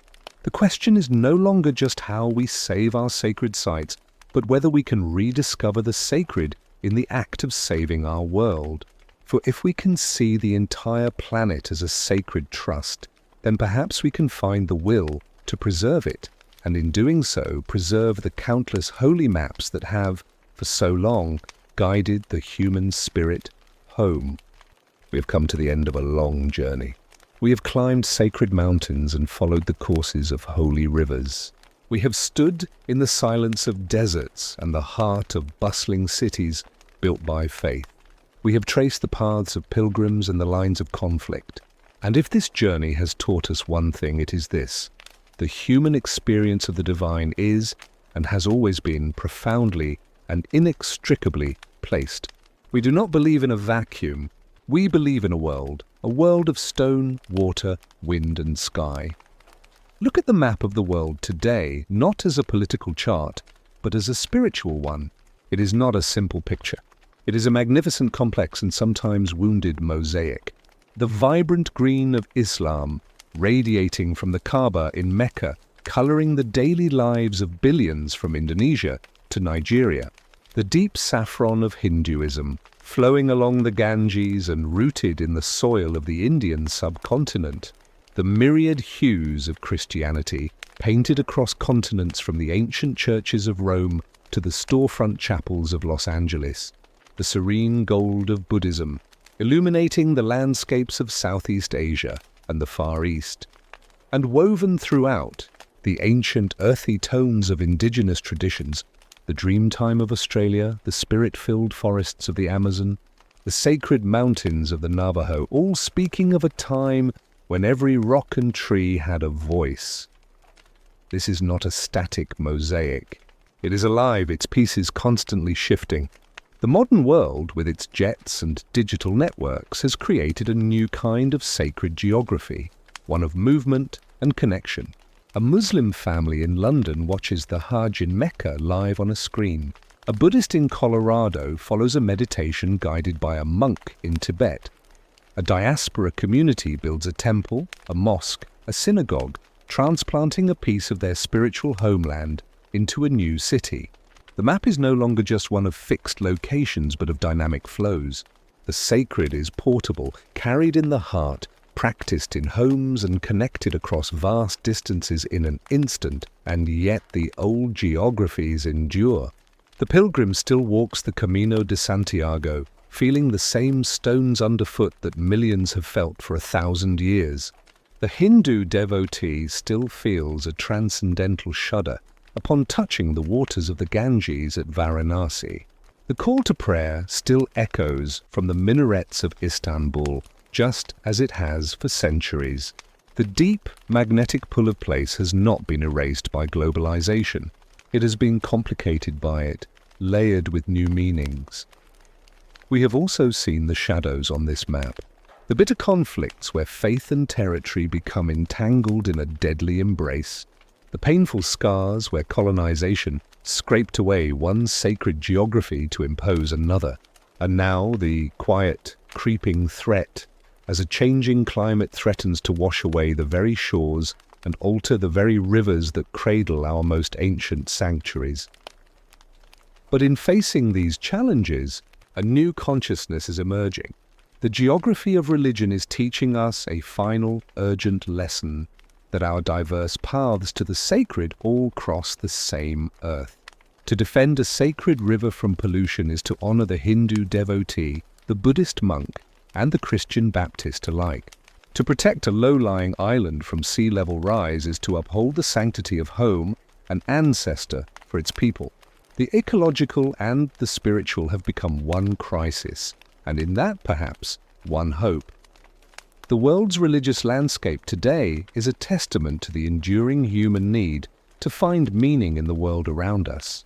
It is a story of how we have projected our highest aspirations onto the peaks of mountains, and how we have heard the divine in the flow of water.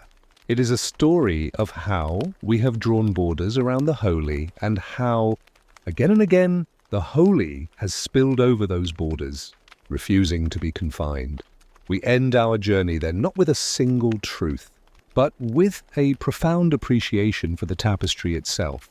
1 billion individual acts of faith, a prayer whispered, a forehead bowed to the ground, a candle lit, a pilgrimage begun. All of them are points on this vast living map. It is a map not of separation, but of a shared human quest. It reminds us that while our beliefs may differ, our fundamental act is the same. We look out at this world, this beautiful, fragile and awe-inspiring planet, and we search for the footprint of the sacred. And in that shared search, regardless of where we think we have found it, we are and have always been profoundly connected.